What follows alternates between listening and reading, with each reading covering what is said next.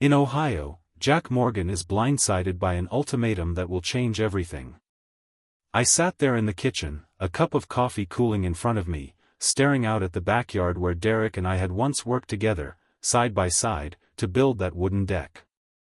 The house was a testament to the years I'd spent with my son, raising him to be strong, independent, and capable.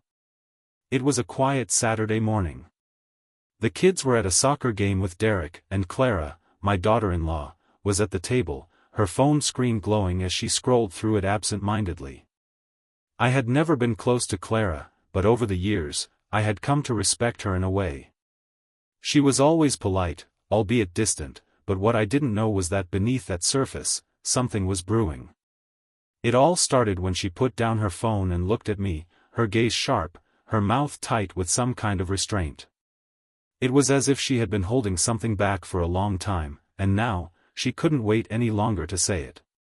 "I can't do this anymore, Jack," she said, her voice cold, emotionless. I blinked, not sure if I had heard her correctly. I had spent my entire life making sure my family had a roof over their heads. I worked hard, sometimes more than I should have, but it was for them, for Derek and his future. And now, Clara was telling me she couldn't do this anymore? What was she talking about? I leaned forward slightly, trying to process her words. "What do you mean? Clara, what's going on?" I asked, my voice steady but filled with confusion. Her fingers drummed lightly on the table, tapping out an unsteady rhythm as she avoided my gaze. "You," she said simply, lifting her eyes to meet mine. "I don't want you in this house anymore." The word struck me like a punch to the gut. My breath hitched in my chest, and I felt a rush of heat flood my face. My throat went dry, and I had to swallow several times before I could form a coherent thought. "Excuse me?" I said, almost choking on the words. "What did you just say?" "I said," she repeated, her tone never wavering, "I don't want you in this house. You're a burden. You don't fit in with the way we live anymore.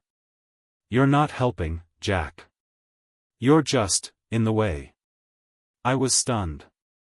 This was my home. I had raised my son here. I'd built it with my own hands.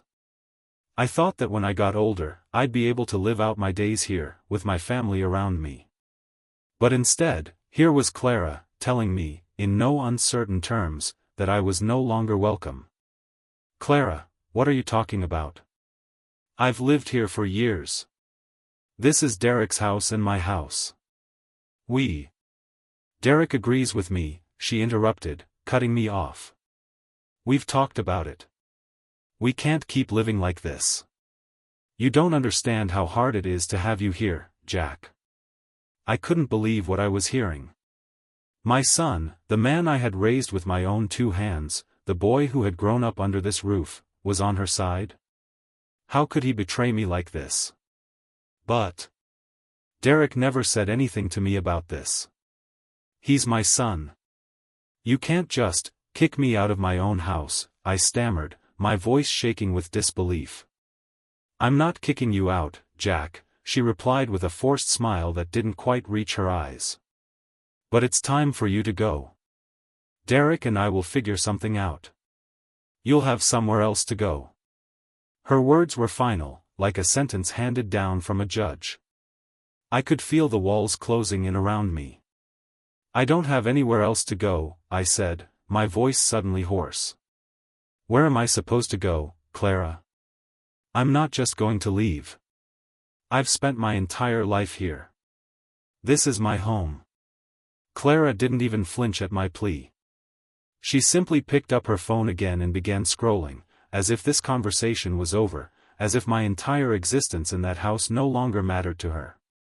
I sat there, dumbfounded, trying to grasp the enormity of what she had just said.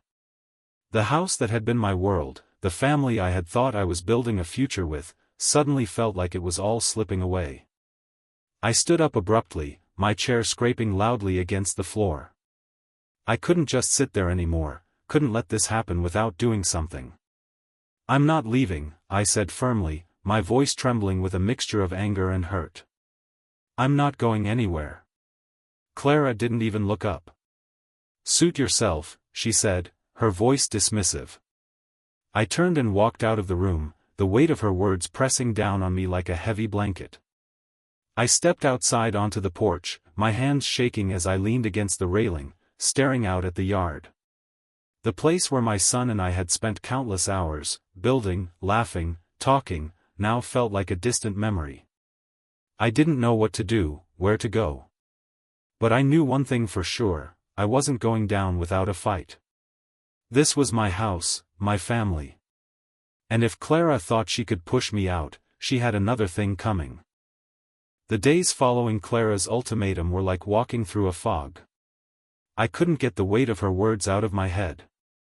It wasn't just that she wanted me gone, it was the way she said it, with such finality, as if I were some unwanted guest rather than the man who had raised her husband. The house felt different now, as though the walls themselves were closing in on me. I didn't speak to Derek that night. He came home late, just after the kids were put to bed, and when he entered the living room, I was sitting in my usual chair by the window, staring out at the street. He looked at me, but didn't say anything. We hadn't had a proper conversation since Clara's outburst, and I wasn't sure where to begin. He sat across from me, a hesitant silence hanging in the air. It felt like we were both waiting for the other to break first. Finally, Derek spoke. I talked to Clara. She's right, Dad. You need to think about what's best for everyone. His words hit me harder than I expected. Clara's right? How could he say that? How could he side with her over me? I opened my mouth to speak, but the anger I felt clogged my throat. I couldn't even form a sentence. Instead, I just stared at him, willing him to understand. I've been here for years, Derek. I raised you. I gave everything to make sure you had a good life. And now, you're telling me you want me gone?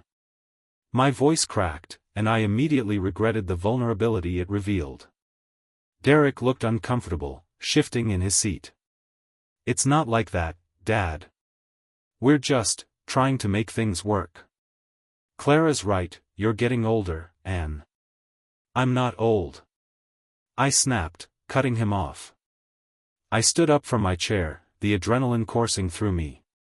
I couldn't sit there any longer, couldn't let him think for 1 second that I was incapable. I'm not some burden.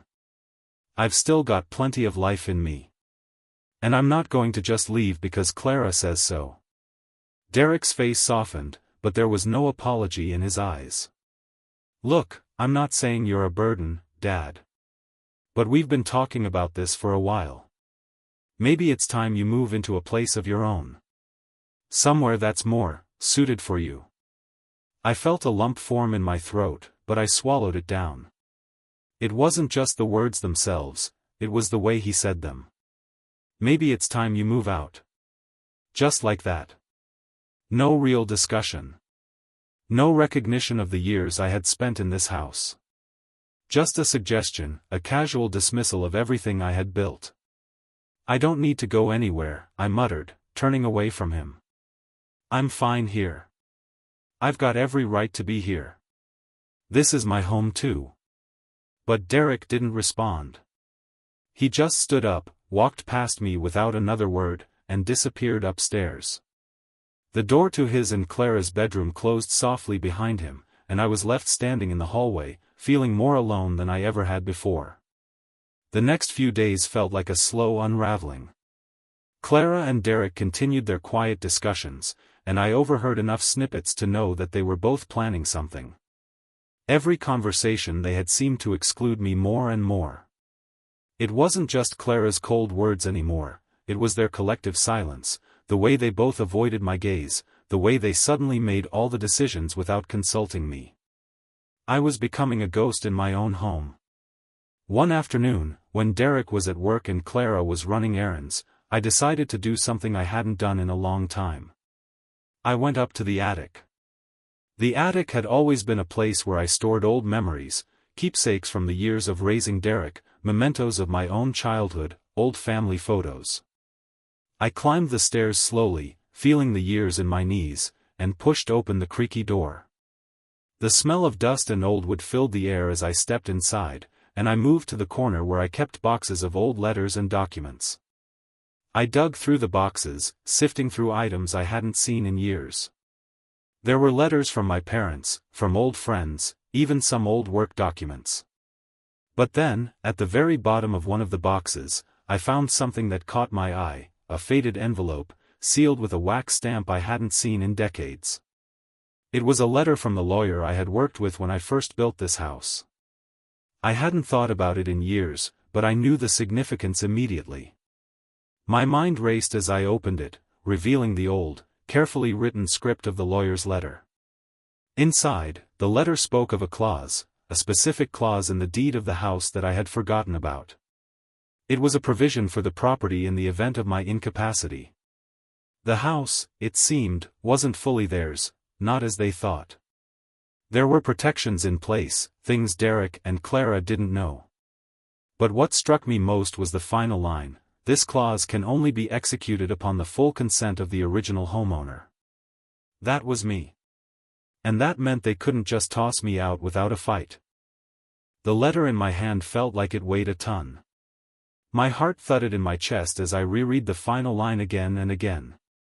The house, my home, wasn't entirely Derek and Clara's, as they thought.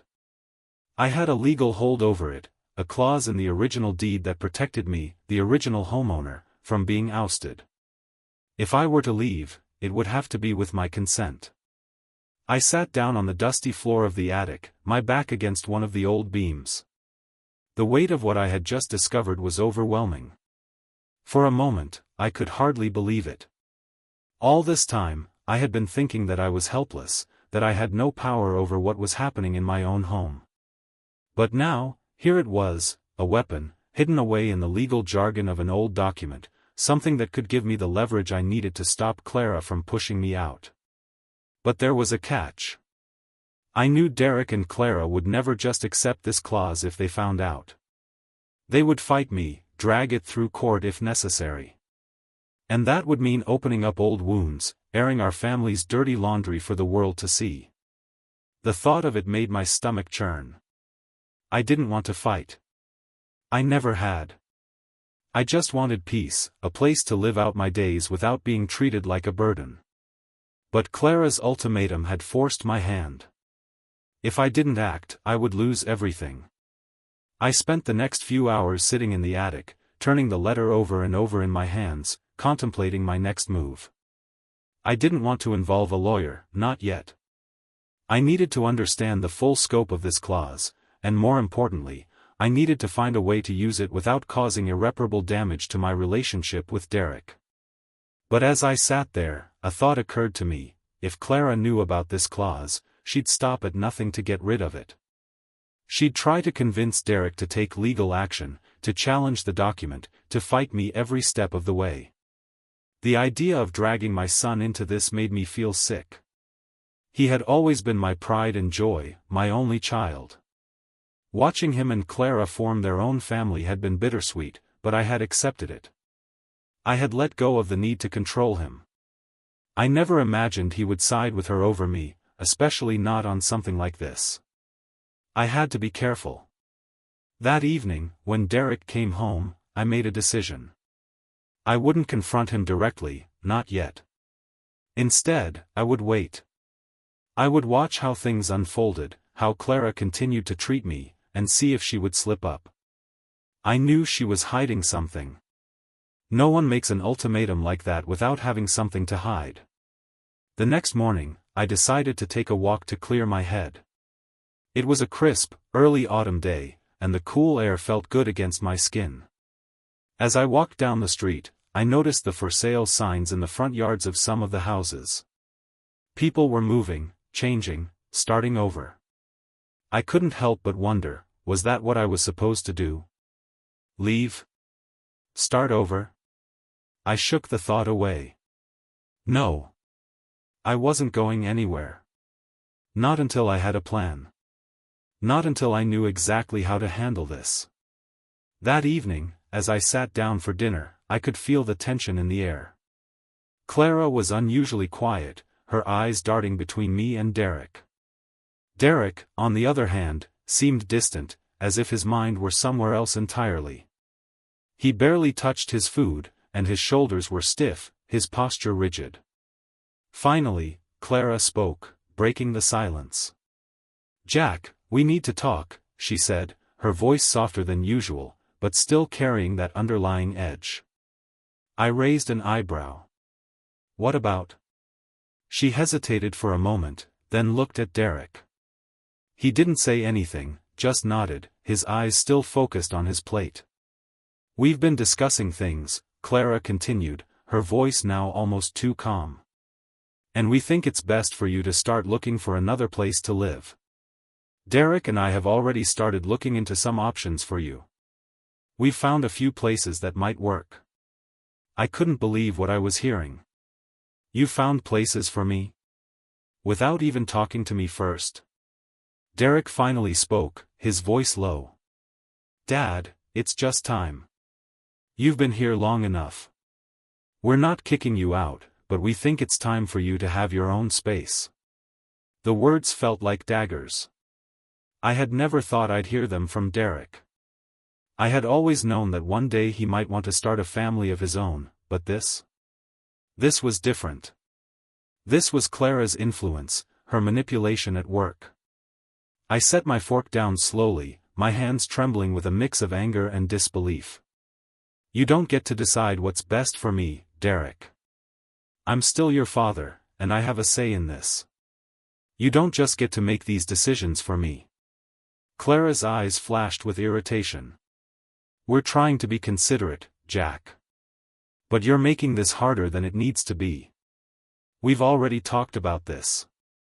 It's settled." I stood up from the table, the chair scraping across the floor.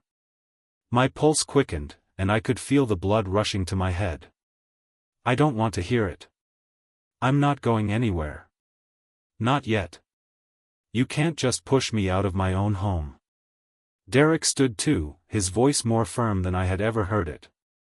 "Dad, this isn't up for debate. We've made our decision." I walked out of the room, my mind racing. I had to act. I had to use that clause before they tried to find a way to undo it. If they were truly intent on pushing me out, I would make sure they didn't get away with it. The days after dinner passed in a blur of tense silences and calculated conversations. Derek and Clara were all but ignoring me, exchanging whispers behind closed doors while I was left in the cold, trying to figure out my next move. It became clear that they were planning to push me out, and the more they pretended otherwise, the more I realized just how far they would go to get their way. I had a decision to make. I could either confront them head-on and risk everything, or I could wait it out, using the clause I had found to protect myself. But the longer I waited, the more I could see that they were tightening their grip on the house. It wasn't just the casual suggestions anymore, it was active manipulation. They were setting the stage to force me out without giving me any say in the matter. I decided to act. One evening, just as the sun began to set and the house fell into that quiet lull before the rush of the evening, I gathered my courage. I had to talk to Derek. It had to be just the two of us. Clara, I knew, would only complicate things. She had already made it clear she was done negotiating. I found Derek in his study, the soft glow of the desk lamp casting a warm light across his face as he flipped through paperwork. He looked up when I entered but didn't immediately speak, as if he knew what was coming. "Dad, we've been over this," he said, his voice calm but tired. "I don't know what you want me to say. It's for the best." "Don't do this, Derek," I said, my voice sharper than I intended. "I'm your father. This is my house, my home. I helped build this place. And now, you're going to let Clara push me out like I'm some stranger?" Derek rubbed his temples as though trying to stave off a headache. "I'm not doing this for Clara. We're just trying to make things work. You're getting older, Anne." "I'm not old," I interrupted, my pulse quickening. "I'm still capable. Still strong. Don't you dare sit there and tell me I'm a burden because I'm not. I didn't, Derek began, but I cut him off again, unable to stop myself. Then why are you treating me like one? Why is it okay for you to make these decisions for me without even consulting me? For years, I've been a part of this family, and now, because of Clara, I'm supposed to leave? Derek sighed and leaned back in his chair, his fingers drumming against the desk. He looked weary, the weight of the situation clearly taking its toll on him. Dad, we're just trying to move forward. This isn't easy for any of us. But Clara and I, we've talked about this, and we agree. You need to leave. It was like a punch to the gut. You agree? I whispered. So, this isn't even your decision anymore. It's hers. Derek flinched, but he didn't deny it. And in that moment, everything became clear. Clara had already won. She had manipulated my son into siding with her, and now they were in full motion, moving me out of my own home as though I didn't matter. I stood up abruptly, my heart pounding in my chest. You're wrong, Derek. You don't get to decide for me. Not like this. Dad, please, he said, his voice pleading now, his shoulders slumping. We've already arranged everything. I've looked at places for you to move. It's just time. It's what's best for all of us. What's best for you, Derek? I said bitterly. You and Clara get what you want, and I'm left with nothing. You know, when your mother died, I did everything for you. I raised you on my own. And now, you're going to throw me away like an old coat. The words hung in the air between us, heavy and accusing. Derek looked like he was on the edge of breaking, but then his expression hardened, his jaw tightening. I'm not throwing you away, Dad. But you need to start accepting reality. Things change. Reality. That word stuck with me, gnawing at the pit of my stomach. The reality was that they had already decided what was best for me, without ever considering my thoughts, my needs. You don't understand, I muttered, my voice barely above a whisper. I've worked my whole life for this house. And I'm not just going to walk away from it because Clara says so.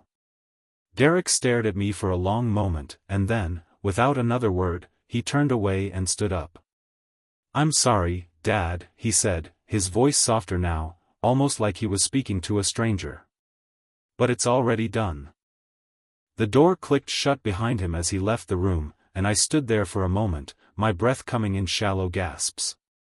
Everything I had built, everything I had worked for, was slipping through my fingers. I couldn't let this happen. I wouldn't. That night, I lay awake in my bed, staring up at the ceiling. The house felt colder now, the walls closing in on me. I had to find a way to turn things around, but how? The clause in the deed was my only real leverage. But if I used it, if I fought back, it would come at a cost. The entire family dynamic would be shattered, and Derek, my own son, would never look at me the same way again. But could I live with myself if I didn't fight? If I just let Clara and Derek walk all over me? The answer came to me in the dark, in that quiet moment before sleep finally took me. I wasn't going to back down. If they wanted a fight, I would give them one. But I needed to be careful. I couldn't afford to make the wrong move. The next morning felt like stepping into a war zone. The house was quieter than usual, as if the walls were bracing for the inevitable clash. I had made up my mind, I wasn't leaving. I couldn't. This was my home, and I had every right to stand my ground. But I also knew that the battle wasn't going to be easy. Clara wasn't the type to back down, and Derek, well, I wasn't sure where he stood anymore. Clara wasn't home that morning, and Derek had already left for work. It gave me a few hours of solitude, a moment to gather myself. I went to the kitchen, prepared a pot of coffee, and sat at the table, the same place where Clara had dropped that bombshell on me just a few days earlier. As I sipped the hot coffee, I thought about the things I could do, about the clause in the deed, about the lawyer I could call. But even as I thought about the options, a part of me hesitated. Would using the clause really be worth it? Would it destroy the last bit of family I had left? Would Derek ever forgive me if I dragged him through a legal battle? But then I thought about how Clara had dismissed me, how she had spoken to me as though I were nothing. I couldn't let her win. I couldn't let her destroy everything I had built, everything I had worked for. This house was more than just four walls, it was everything I had given my life for. Just as I set my coffee cup down, I heard the front door open. It was Clara, back earlier than expected. My heart quickened, and I stood up, bracing myself for the confrontation I knew was coming. Clara walked into the kitchen, her face tight with a mixture of impatience and determination. She didn't even greet me, just went straight to the refrigerator, pulling out a bottle of water and opening it with a snap. "We need to talk," she said, her voice cold, businesslike. I met her gaze, trying to steady my nerves. "About what?" "You know about what," she replied, not bothering to look at me. "We can't keep going like this, Jack. You need to start looking for a place to stay. We've already found options for you." "I told you already, Clara, I'm not going anywhere," I said, my voice firm, though I could feel my insides shaking. "This is my house. You don't just get to tell me to leave." She turned to face me, her expression hard. "It's not your house anymore. It's mine and Derek's now, and we've been more than patient. But you're pushing this too far. You don't belong here anymore, Jack." Her words cut deeper than I cared to admit. I wanted to shout at her, to demand that she respect what I had done for this family. But instead, I held my ground, staring back at her, refusing to back down. "I'm not going anywhere," I repeated, this time with more resolve. "And I'm not going to let you or Derek push me out like I don't matter." Clara's eyes flickered with a hint of something, perhaps doubt, perhaps anger. She crossed her arms and leaned against the counter, her lips pressed together in a thin line. "Then you're going to make this difficult, aren't you?" she said, her voice low, almost threatening. "You think this is just about a house, Jack? You think it's just about this place? No, it's about control. It's about how you've always tried to run everything, even when it was no longer your place." I blinked, taken aback by her words. "What are you talking about?" She stepped closer to me, her eyes narrowing. "I've been living with this for years, Jack. Watching you hold on to everything so tightly. Watching you try to control Derek, even after he had his own family. You've been holding on to the past, and now you're trying to do it with this house. You need to let go." The words hit harder than any physical blow. Control. That's what she thought I was doing. Holding on too tightly. It was true that I had always been a protector, that I had always tried to make sure my family was safe, secure. But to Clara, that had never been enough. To her, I was nothing but a relic of the past, someone who didn't belong in the modern world she and Derek were trying to build. "I'm not trying to control anyone," I said, my voice softer now, the anger draining from me. "I just want to be a part of this family. I want to be here for you and Derek, for the grandkids. But if you think I'm just going to walk away from everything I've worked for, you're wrong." Clara stood silent for a moment, her arms still crossed, her gaze flickering over my face. She seemed to be weighing something in her mind, but I couldn't tell what. Finally, she spoke, her voice tinged with bitterness. "You don't get it, do you, Jack? It's not about the house. It's about respect. Derek and I can't keep doing this. We can't keep letting you hold us back." I swallowed hard. "Hold you back? I've never tried to hold anyone back." Clara let out a harsh laugh, one that didn't reach her eyes. "Then why don't you understand? Why do you keep making this harder than it needs to be?" I stared at her, feeling the walls of my world slowly close in on me. But I wasn't ready to give in. Not yet. There had to be another way. There had to be something I could do to keep my place in this family. To keep this house, my home. I'm not leaving, I said again, my voice firm. And you'll never get rid of me that easily. Clara's eyes flashed with irritation, and for a moment, I thought she might say something more, something to break the fragile thread of control I still had. But she didn't. Instead, she just turned and walked out of the room, leaving me standing there, more determined than ever. I wasn't giving up. Not yet. The days following my confrontation with Clara felt like a slow, tense standoff. Clara and Derek remained resolute in their decision, and though they weren't openly hostile, the air was thick with an unspoken tension. It was clear they both wanted me gone, and I could feel the pressure building, the weight of their expectations pressing down on me at every turn. I had to act. I had to use the clause in the deed to my advantage, but I couldn't do it blindly. I needed information. I needed to understand the legal details better. That meant I had to contact the lawyer who had drawn up the original deed. I spent the next morning making calls, trying to reach the man who had helped me all those years ago. His office was located downtown, a small, unassuming building nestled between two larger firms. When I finally spoke to him, I was met with the same calm professionalism I remembered from our earlier meetings. "Mr. Morgan," he said, his voice smooth but with an undertone of curiosity. "It's been a long time. How can I help you?" I explained the situation as best I could, leaving out some of the more personal details, but making it clear that I was dealing with a potential dispute over the house. I mentioned the clause I had found, and after a few moments of silence, he confirmed what I suspected: the clause was, indeed, legitimate. "The clause is there for a reason, Jack," he said. "It's meant to protect you, but it's not something that should be used lightly. If you're going to invoke it, you'll need to be prepared for a fight. Your son and daughter-in-law could challenge it, especially if they think they have grounds to claim the property." I felt a surge of determination, but also a sense of dread.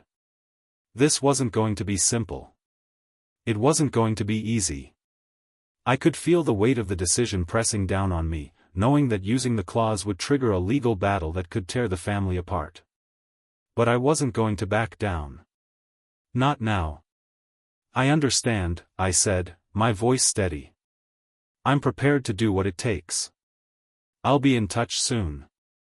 After I hung up, I sat in the small living room, staring out at the front yard. The sun was setting, casting long shadows across the driveway, and I found myself wondering just how much I was willing to lose in order to keep my place in this family. Was it worth it? Was the fight worth the risk?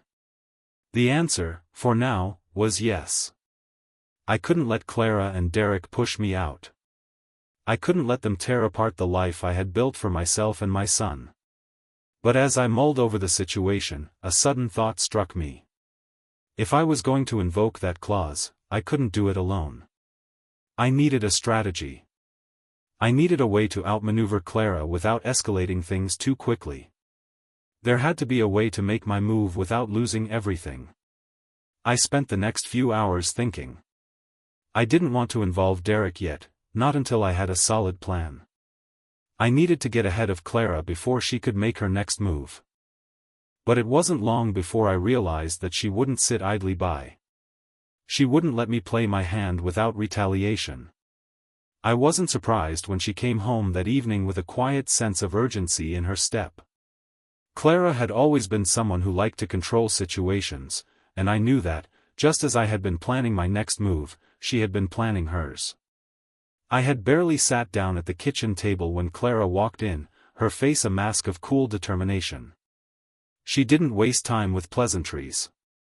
"You've been making calls, haven't you?" she asked, her voice sharp, her eyes narrowing as they met mine. I didn't say anything at first, just watched her closely. There was no point in denying it. If she had already figured it out, then I might as well face the inevitable. "Yes, I have," I replied, my voice calm. "I'm not going anywhere, Clara. This is my house. And I have a right to stay here." Her eyes flashed with something dark, anger, maybe. But there was also something else, something calculating. You think a clause in a deed is going to stop me? She asked, her voice low. You think you can just pull that card and everything will magically go your way? You're wrong, Jack. This house is mine and Derek's. We don't need your approval. I stood up slowly, the weight of her words sinking in. She wasn't afraid. She wasn't backing down. But that didn't mean I was going to give up either. I'm not going anywhere, I repeated, my voice firm. I built this house. I raised Derek. You don't get to decide when I leave. Not like this. Clara didn't respond right away. Instead, she turned away from me, walking toward the door. Fine, she said, her voice almost cold now. You can fight for your place, Jack. But remember this, we're not afraid of a legal battle. We'll do whatever it takes. With that, she left, leaving me standing in the kitchen, the tension from the conversation hanging heavily in the air. I realized then that the battle I was about to face wasn't just about a house, it was about control, about power, and about family. And while I had the legal clause on my side, I had no illusions about the fight ahead. Clara wasn't going to back down. Derek wouldn't either, not if Clara had her way. I had to be ready. The days turned into a blur. I spent hours on the phone with my lawyer, getting advice, learning more about the clause, and trying to prepare myself for the inevitable confrontation. I knew it wasn't going to be easy. Clara was determined, and Derek, though quieter than his wife, had clearly sided with her. Every conversation with them felt like a slow burn, each word they said sharpening the divide between us. It wasn't long before I saw the first signs of their retaliation. I had expected it, of course. After all, Clara didn't strike me as someone who would back down easily, but when it came, it still stung. One afternoon, I received a letter from Clara's lawyer, hand-delivered to my doorstep. The envelope was thick and official-looking, and as soon as I saw the name on the front, my stomach dropped. This wasn't just a letter, it was the start of something bigger. I tore it open, scanning the contents quickly. The message was clear, they were officially contesting the clause I had found in the deed. The letter stated that the clause was outdated, that it wasn't relevant in the current legal framework, and that they intended to take the matter to court. The word litigation stood out in bold type, like a sharp slap across my face. Clara and Derek were taking this all the way. They were willing to drag me through the courts, to make this a public spectacle, just to get me out of the house. I sat down on the porch, the letter still in my hands, trying to absorb the gravity of it. A part of me had hoped this would be over soon, that I could settle things quietly and preserve what was left of my family. But now it was clear, Clara wasn't going to let me walk away from this easily. They wanted blood. I had to act. I couldn't let them tear everything apart without fighting back. The next morning, I made another call to my lawyer, setting up a meeting to discuss the details of the case. I needed to be prepared for what was to come. I needed to be ready for the fight of my life. But even as I made my plans, something inside me hesitated. I thought about Derek, about the way he had looked at me when we had argued, his eyes filled with frustration and guilt. He didn't want this fight. I could see it in his face every time we spoke. But Clara had him in her grip. She always did. I wasn't sure what had happened to the son I had raised. He had always been close to me, always had respect for everything I had done. But now, it felt like that respect was slipping away, like it was being replaced with something else, a loyalty to Clara, maybe, or just the pressure of their life together. When I arrived at the lawyer's office, the reality of the situation hit me full force. This wasn't just a family dispute anymore. It was a legal war, and I was about to step into the arena. My lawyer, a woman named Sarah, greeted me with a professional smile, but I could see the concern in her eyes as she sat me down and explained the case.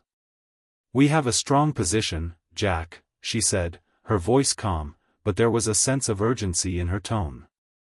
"The clause in the deed was meant to protect you, and it's still enforceable. But we need to be prepared for them to challenge it aggressively. They'll argue that it's irrelevant, that it's outdated. We may have to go to trial. I nodded, absorbing everything she said. I wasn't naive. I knew this wouldn't be easy, but I also knew I couldn't let Clara and Derek take everything from me. We'll do everything we can to make sure they don't get away with it, Sarah continued. But you have to understand, Jack, this will take time. It could take months, maybe even longer. And during that time, you'll need to stay strong. You can't show weakness. Not now. I left her office with a heavy heart but a clear sense of purpose. The battle ahead was going to be long, and it was going to be painful. But I wasn't going to back down. That evening, I sat alone in the living room, staring at the empty chair where Derek used to sit. The house felt colder now, as if the air itself had changed.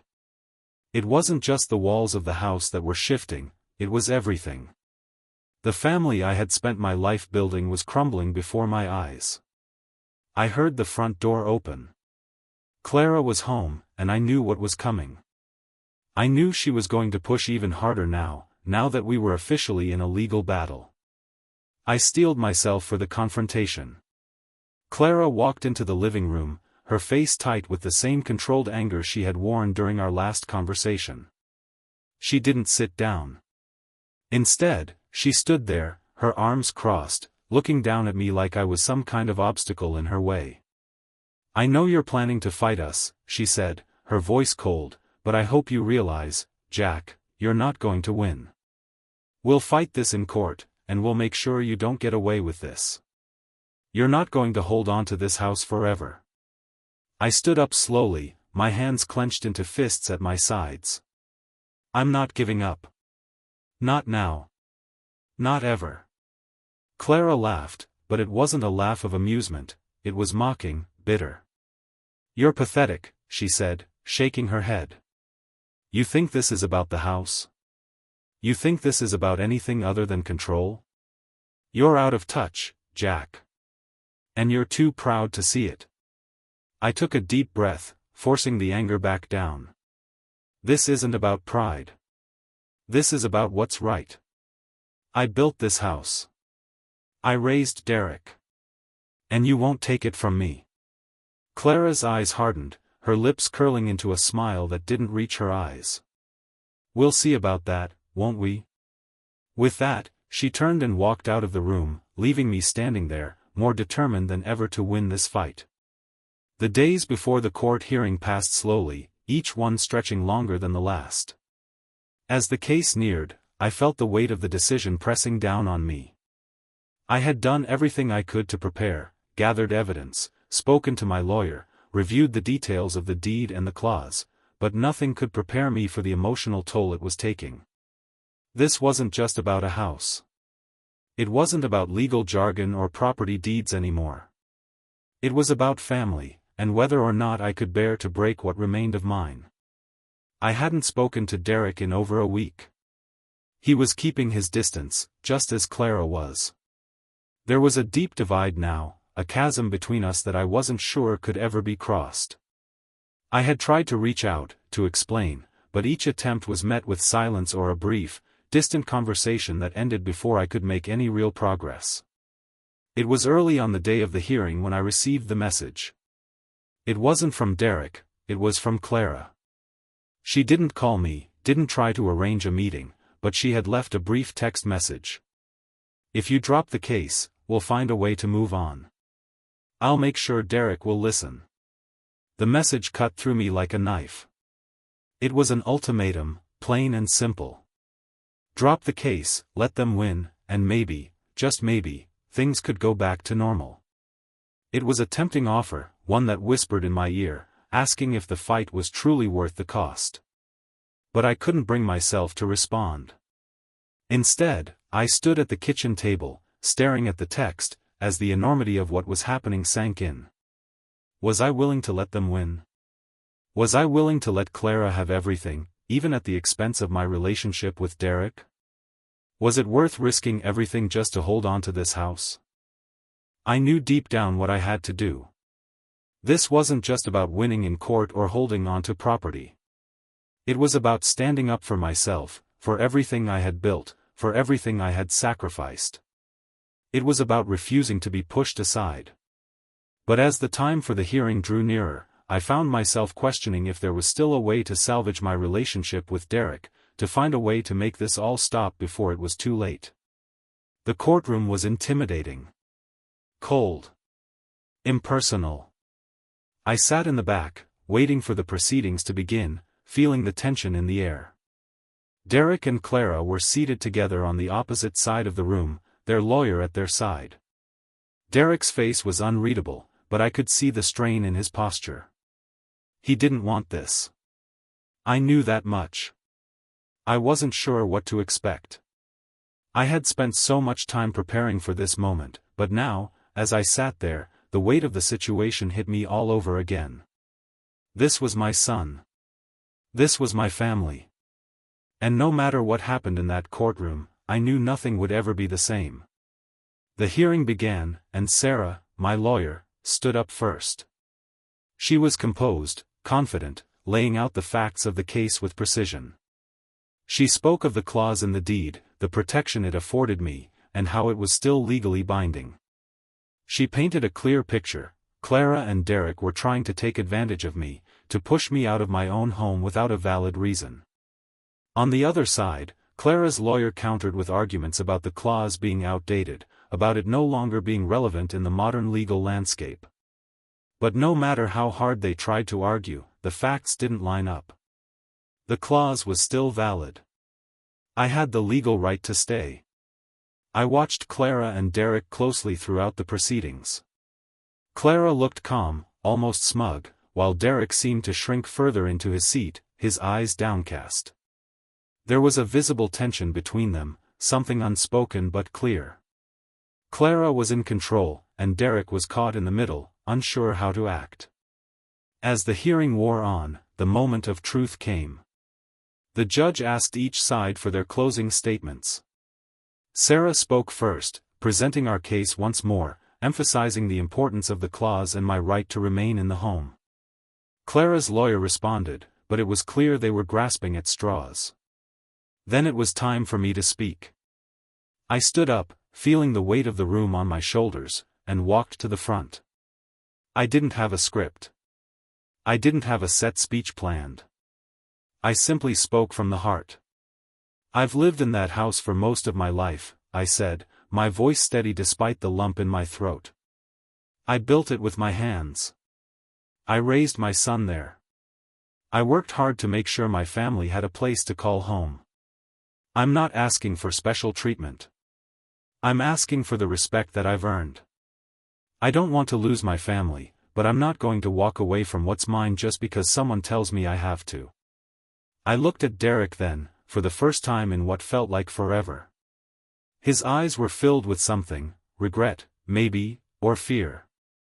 But it was there, and I could see that he was torn. I'm not here to fight Derek, I continued, my voice growing softer. I'm here because this is my home, and I deserve to stay here, just like anyone else. This isn't just about a legal clause. It's about family, and what we're willing to lose to protect it. There was a long silence after I finished speaking. The judge took it all in, nodding thoughtfully before turning to make his decision. When the judge finally spoke, it was clear. The clause in the deed was valid. The house would remain mine. But what I hadn't expected was the final piece of the judgment. The judge recommended family mediation to address the deeper issues between us, to try and repair the relationship that had been so damaged. As I walked out of the courtroom, the weight of everything felt different. The victory wasn't as sweet as I'd imagined. Yes, I had won the house, but the true victory would come when I could find a way to heal the wounds in my family, when I could rebuild the trust with Derek and Clara. It wasn't over. But for the first time in a long time, I felt like I had a chance. Author's note. The story of Jack, Derek, and Clara is a reminder that family, while complicated and often messy, is worth fighting for. Sometimes, doing what's right isn't just about winning, it's about understanding what truly matters. Jack's decision to stand his ground was a difficult one, but in the end, it wasn't the house that was most important, it was the hope that healing could come after the storm. In this family drama, justice was served not only in the courtroom but in the opportunity to rebuild relationships, even when everything seemed lost.